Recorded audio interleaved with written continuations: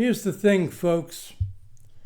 I thought I had left Biden and Garland in the rear view mirror as preeminent sources and causes in reporting on our present existential road to tyranny, which is worsening by the day.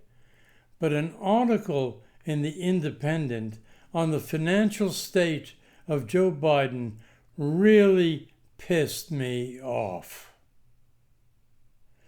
It made me mad on a number of levels, but especially about this senile old fool's classic intellectual incapacity to deal with the oncoming Trumpian disaster of one-man rule, malicious disembowelment of our democratic administrative state, disregard of our Constitution and rule of law, as well as the creation of Nazi mirroring tactics of a police state which threatens physically the lives of our citizens should they anger or oppose the leader. What sent me off was the overly sympathetic, misplaced tone of the article, which was wholly inappropriate, tear-jerking account of Joe Biden's finances since leaving office in comparison to other ex-presidents. Biden and his foolishly hand-picked choice for Attorney General, Merrick Garland, a judge rather than a prosecuting attorney as Attorney General, may not be in a classic sense traitors to our democracy, but they utterly failed to comprehend, understand, aggressively address the impending disaster of a Trump presidency when there was still time and opportunity to do something about it. This pair of idiots and senile old fools lacked intuition, were cowardly, timorous, and indecisive in the face of the formidable circumstances. Biden, in total silence and rigid disregard of all the risks, and Garland, bowing to the false gods of appearances and perceptions over direct and justifiable actions in view of the facts on the ground.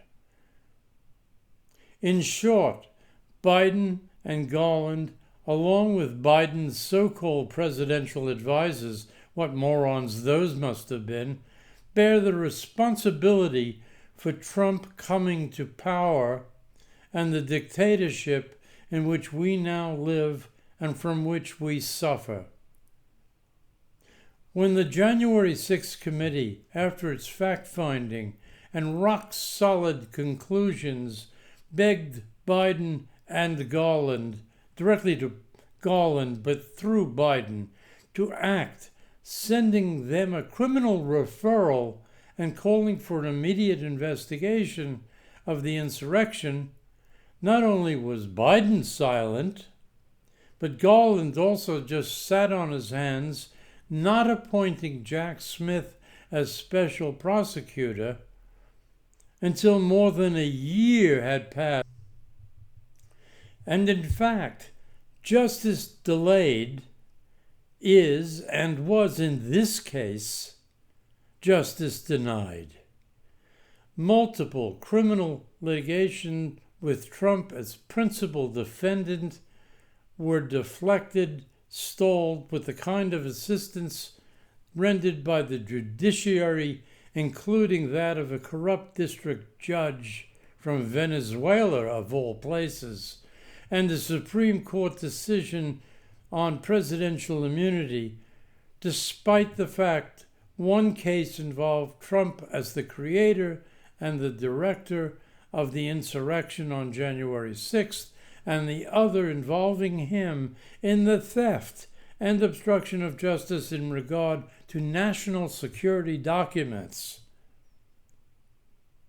Without burrowing down too deep into the complex web that entrapped the fool Biden and the moron Garland, let it be said that as the clock was running, as it was ticking, they could have taken control, with Biden declaring by proclamation that the nation was facing a national crisis.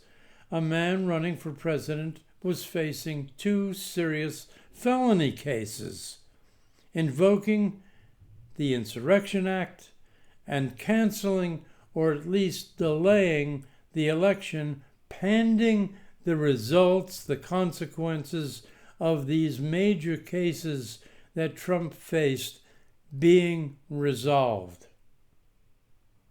Sympathy for poor old Biden's financial state? Are you kidding me? Let him live like the rest of us who have to live hand to mouth and in terror now. We who he failed to protect, along with our Constitution, our rule of law, and our democracy. History will judge him and Merrick Garland very harshly indeed for their stupidity, duplicity, cowardice, and failure to save democracy, or at least make an attempt to do so. And also, finally, a big thumbs up to the 77 or 78 million voters predisposed to want to be ruled by a dictator. Thank you. Please subscribe.